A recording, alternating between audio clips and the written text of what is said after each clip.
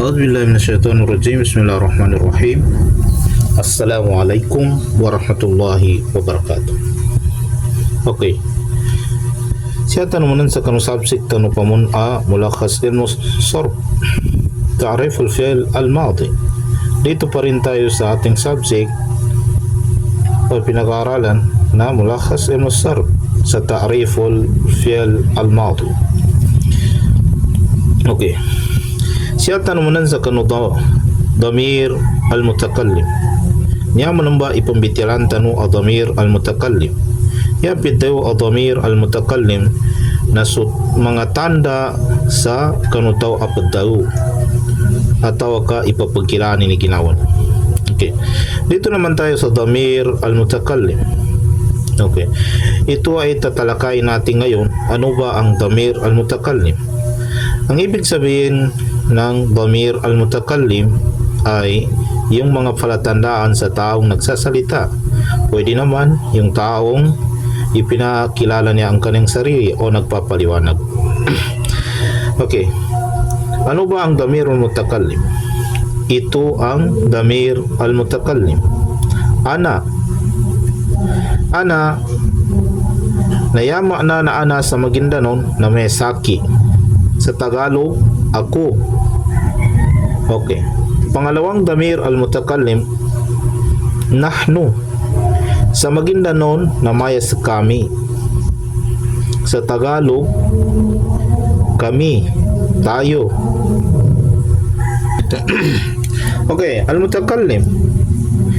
Yun. Dito tayo sa al-mutakallim, mga fi'il nasa kanila ang mga palatandaan sa mutakallim, yung taong nagsasalita. Siya tanong sa kanong mga fi'il af'al adan sa kanilan yung mga tanda sa mutakallim, yan yung mana nasutawan to pagdalo. Okay, pagana yan, una-una fa'altu. Ang i-discuss natin ng maikli dito, bakit ang fi'l al-madi ay meron naman siyang ta na ang kanyang kudlit ay dhamma.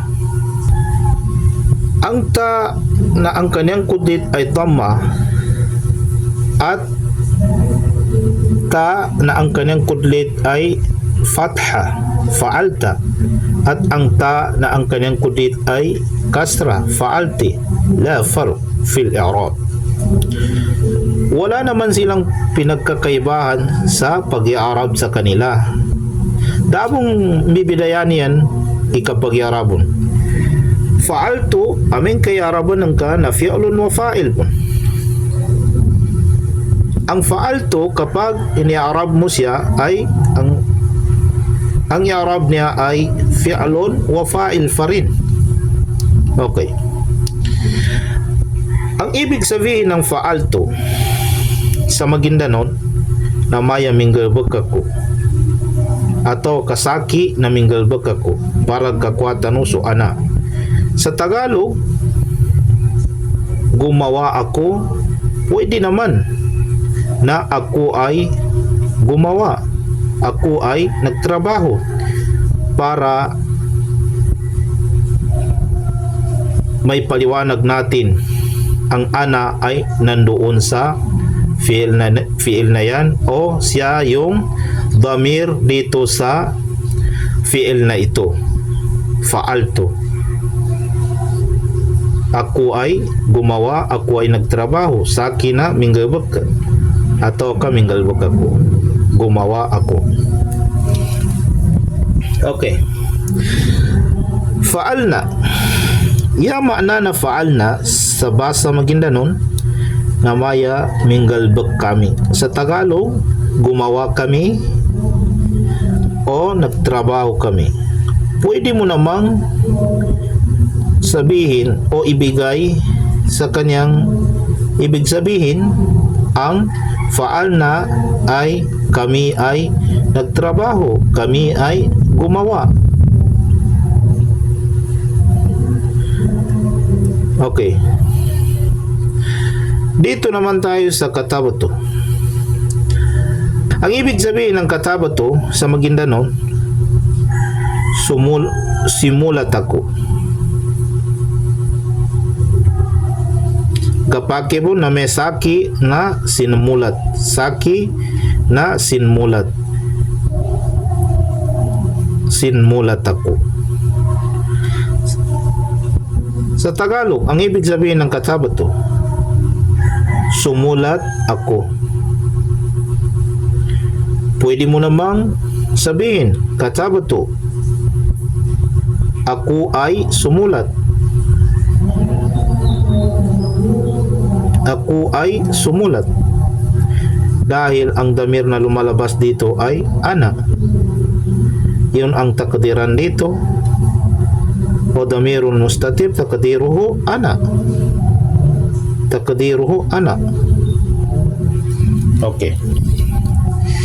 Kataba na sa Maguindanao na sinmulat kami. Sa Tagalog na sumulat kami.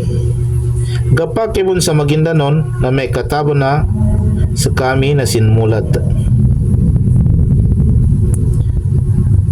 Sa Tagalog pwede naman na ang kanyang meaning o ibig sabihin kataba na kami ay sumulat, tayo ay sumulat.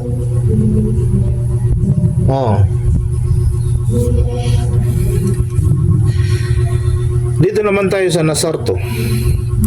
Yama na Nasarto sa basa Maguindanao na tinumabang ako. Gapake po na may saki na tinumabang. Kaginayabon damir siya baliw na suana. Sa Tagalog, ang ibig sabihin ng Nasarto, tumulong ako. Pwede mo namang sabihin na Nasarto, ako ay tumulong dahil ana pa rin ang damir dito na lumalabas. Sa mga pananahat, pag iniarab nila ito, ang iarab pa rin na lumalabas ay damirun mustatir takdiruhu ana. Nasarna, tinumabang kami. Kapag kibon sa Maguindanao ni mes sa kami na tinumabang kami atau katinumabang sa kami na tinumabang. Sa Tagalog, nasarna, tumulong kami. Tumulong kami. Pwede mo naman sabihin na ang nasarna ay kami ay tumulong, tayo ay tumulong. Depende yan sa siyakul kalam. Ang importante lang, alam natin ang pinagkakaibahan ng mga damair na ng bawat af'al sa fi'lun madi. Yan lang ang importante dito. Dahil malaking tulong sa mga taong nag-aaral ng Arabic ang pag-aaral ng sarf. Dahil para sa akin, kapag natutunan mo ang sarf na ito, alam mo ba ang pinagkakaibahan ng mga damir, yung damir mukhatab at damir mukhataba. Mukhatab, ang kanyang tinutukoy yung para sa lalaki. Mukhataba, para sa babae. Mutakallim, yung taong nagsasalita. Kapag alam mo yan o nalaman mo kung saan sila nakalagay sa mga af'al o fi'lun madi, hindi ka na mahihirapan pa sa pagbigkas ng bawat meaning ng mga af'al, insyaallah. Syukran.